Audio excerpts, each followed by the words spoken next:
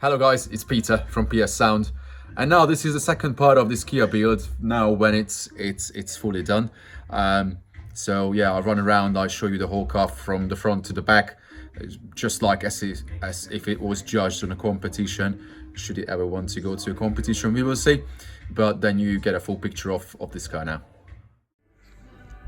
All right, so we are at the front of the car, and we swapped out the factory battery to a better AGM, a Benner 60 amp hour AGM, which is more suitable for, you know, music. It has lower internal resistance, so it can give out higher currents quicker than shit quality, you know, lead acid batteries. Lithium is the king, but that's expensive, and you don't really want to put lithium in the engine bay anyway. So yeah, it was quite a lot of work. It doesn't look like that, but we had to pull the factory cables all around under the tray. Everything had to come out.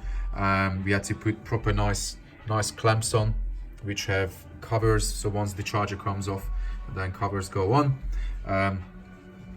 35 square mil cable runs to the back, which is fused within 40 centimeter right there. It can be fused up to 175 amp. We only put in 125, and to be fair, the car will never really draw more than 30 or 40 amps. It draws 8.5 amp on standby because the amps are a bit hungry. Normally you would have like 3-4 amps on standby with 3 amps, and on normal listening level it draws like 10-15 amp, nothing really more. Then the power cable goes through the bulkhead through a glanze, which seals it off nicely. Earth was also upgraded.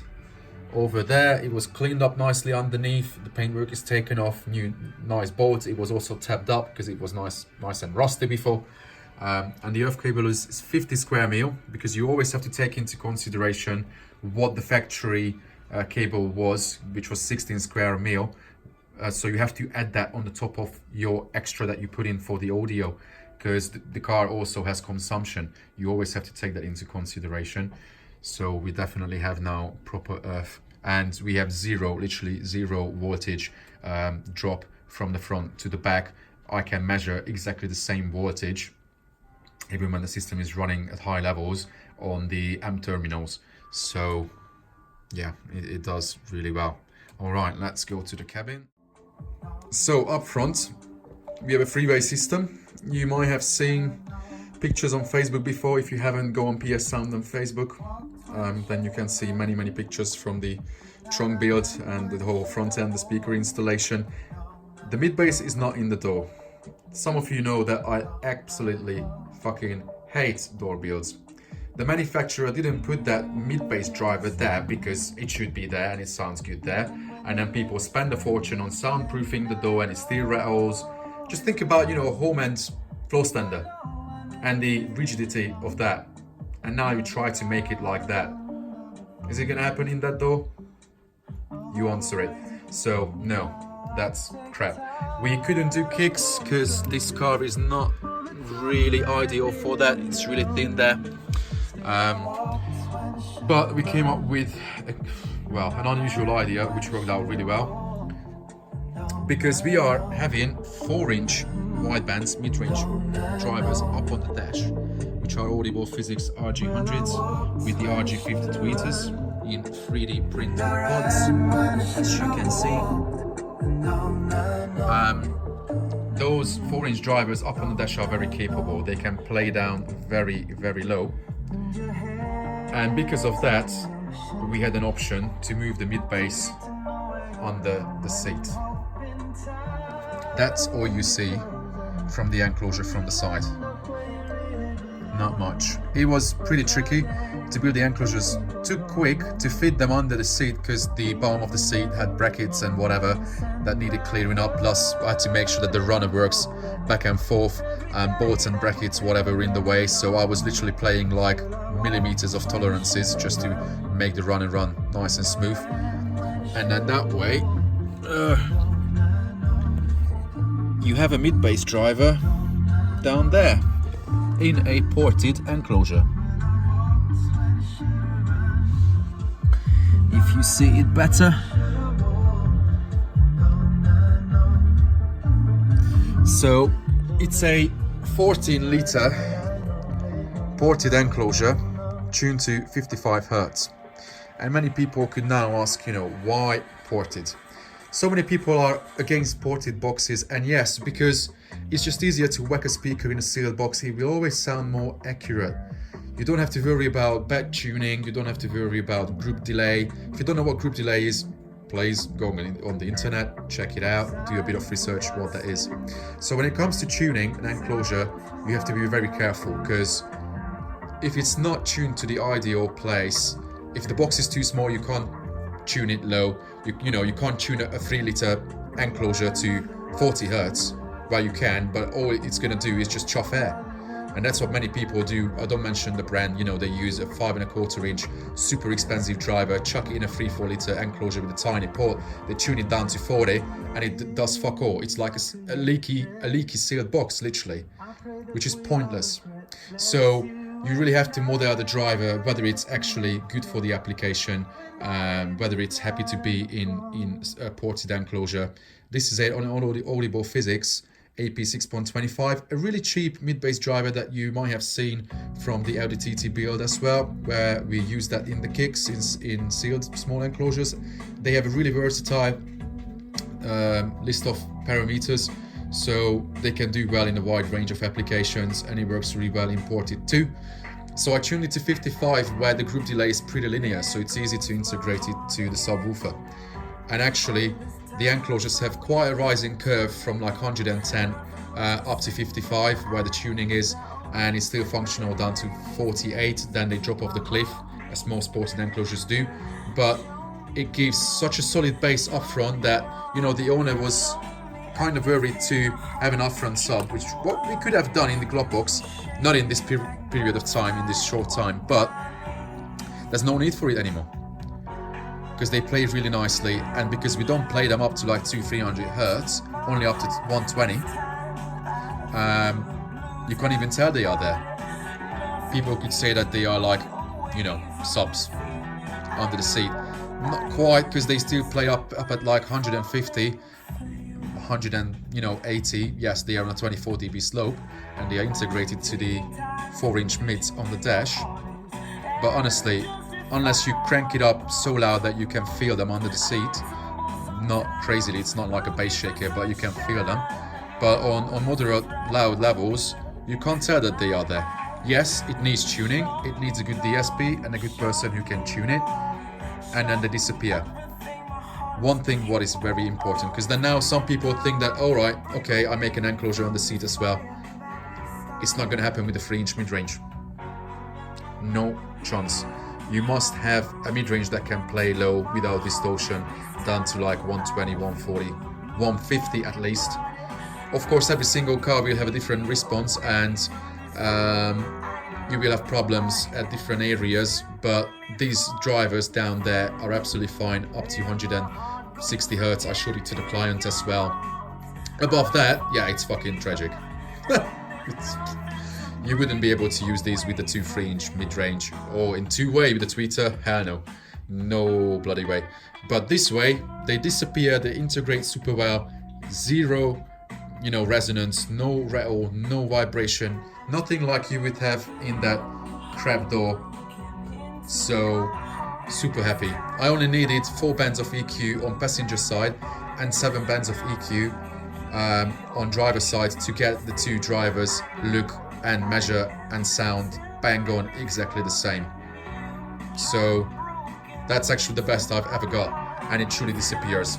If someone can listen to this car, go for it. Grab a demo. You won't tell that it's coming from under there. You hear everything from the top of the dash. Alright, so here we have the controller of the DSP, the Zapco DSP's controller mounted with a Stinger voltage meter and a main switch that turns the system on and off, including the head unit. which is just really for radio and applications. It's a cheap Pioneer behind the player. My X7, which is upside down, but the client has a FiO X5, which has the coax at the bottom. So when it mounts in there, then the wire is at the right place. But on the X7, the coax is on the top and now it doesn't reach. So excuse me for having the player upside down, it's all right. Which runs on the coax digital, down on coax cable to the back, and then people think, oh, how did you do that? Because the Zapco DSP doesn't take coaxial input. Well, in the previous video, if you haven't seen it, go to the previous one, check it out. I'm using a digital converter. I'm converting coax to digital, sorry, to optical, and it's just fine. Don't worry about losses and whatever, it works. There's no loss when you convert digital to digital. Yes, coax can play up to 192, optical only up to 96, but honestly, most of the music what the owner has and most people have is just CD quality 44.1, but it plays 69k tunes really well as well. Absolutely no problem. It sounds awesome.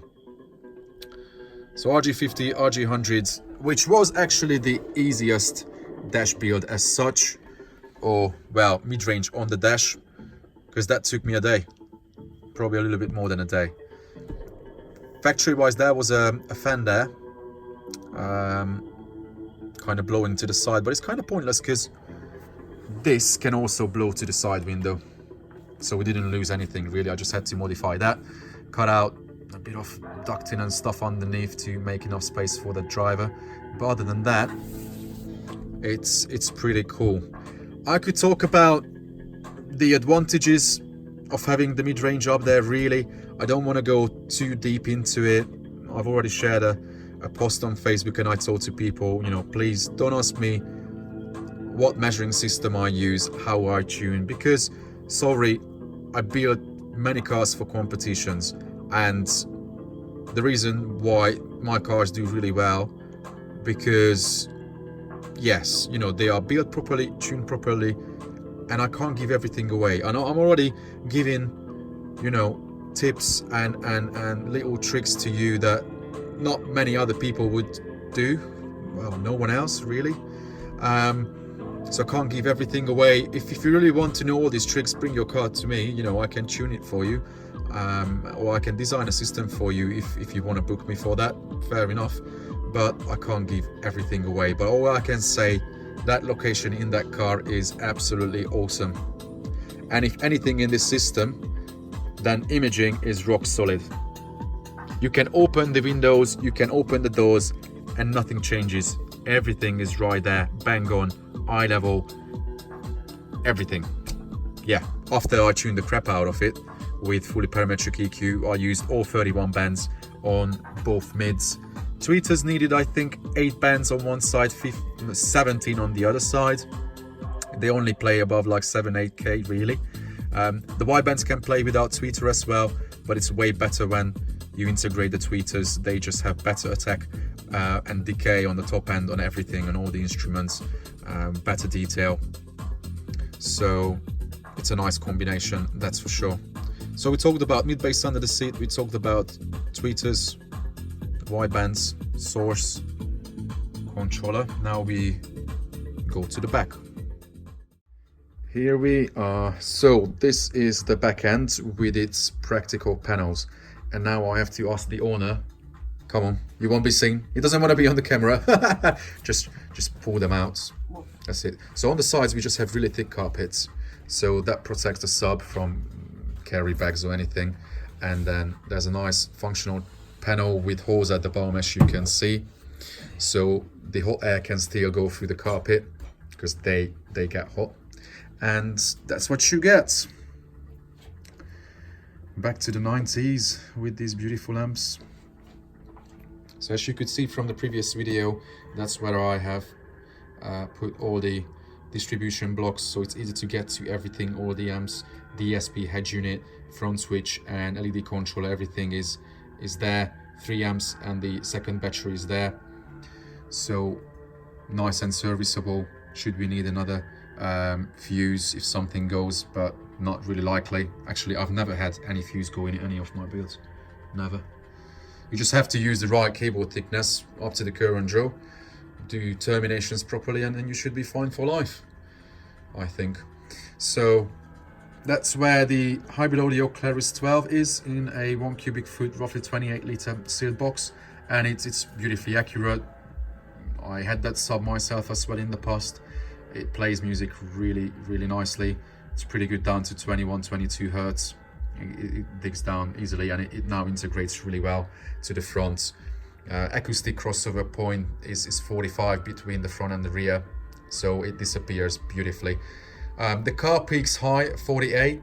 That's a huge peak, but you know, I could EQ it out and cross it out with the right crossover point, so it blends in really nicely.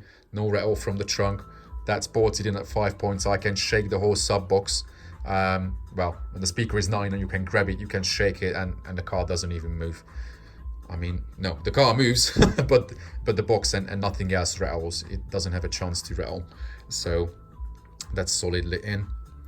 All right, so we created this PG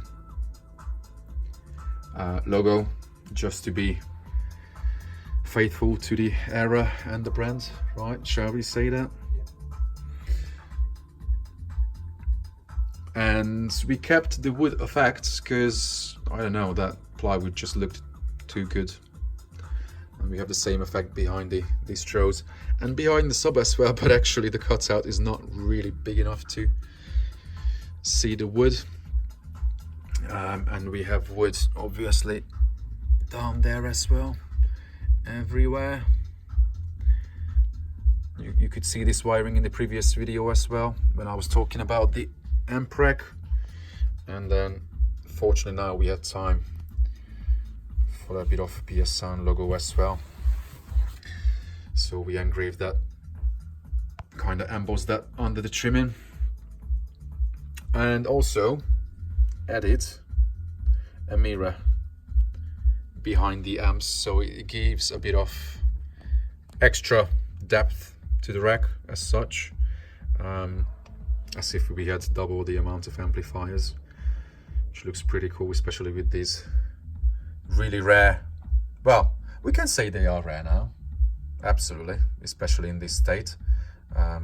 They cost a fortune considering. And now, you know, many of you commented that, wow, you know, you're using these amps, I'm gonna get these as well.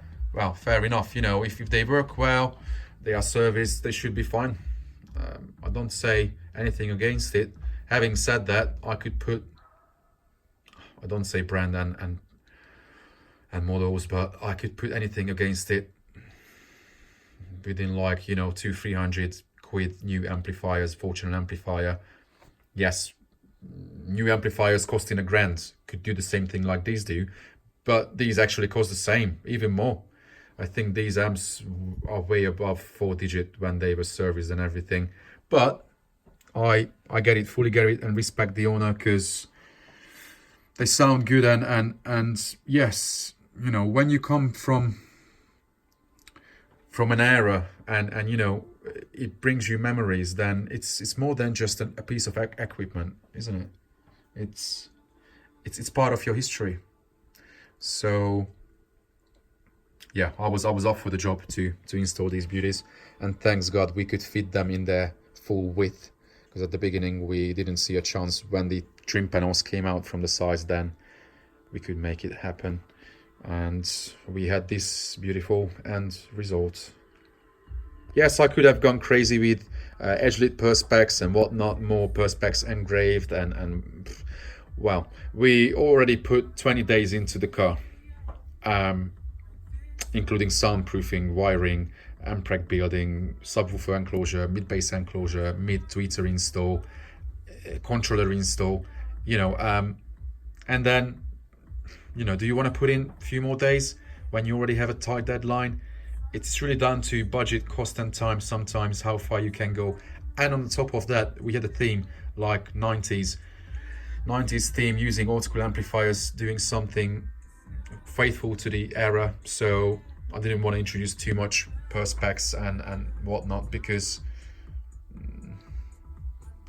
I'm happy with it. Hopefully guys, you like it as well. The owner is Very happy. That's it. That's all we need. We don't need anything else really. So guys, find this car next year. Hopefully it will turn up at few meetings in UK and grab a demo. Just rock up, say hi, can I listen to it? Done. That's it. Because this car is beautiful. I even told him that I feel a bit jealous because certain parts of the car are, yeah, I haven't had time to work on my Honda lately, and probably that's the other reason why I feel a bit jealous now, because I just want to do something on it. But at least, you know, I can work on others' cars and do these beautiful creations. So that's it for now regarding this build, guys. Let me know what you think. Feel free to comment and share the video. If you're not subscribed, please subscribe, because then you see the follow-ups. And actually I'm going to try to be quite productive during the winter break, and I can show you most of the stuff that I did during the summer, because I think I missed like 4 or 5 builds that I couldn't share. So yeah, we will see. But guys, hope you like the video, and hopefully we can talk to you very, very soon. Speak soon.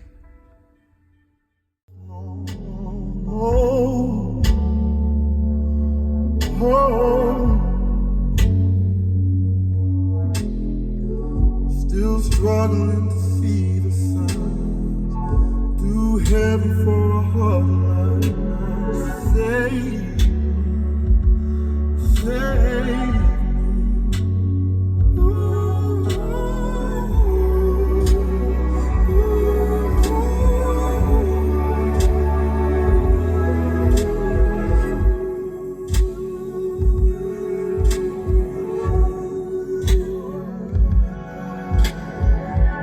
Keep my heritage to keep me clean. Keep the devil watching over me. Save me. Save me. Last stand before I walk away. Spellbound, I'll stutter, I'll pray, release me. Save me. Still burning from the heat of the dawn. Lord, should have brought us down.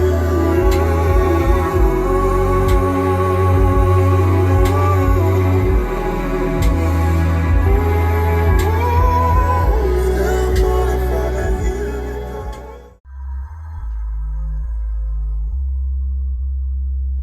Can anybody find out any other way? It's choking up his throat now and dripping out his mouth. Like liquefying dying scars, like burning butterflies. These creatures are vampires. They're killing by the night. They're falling from the dead trees to silhouette your life.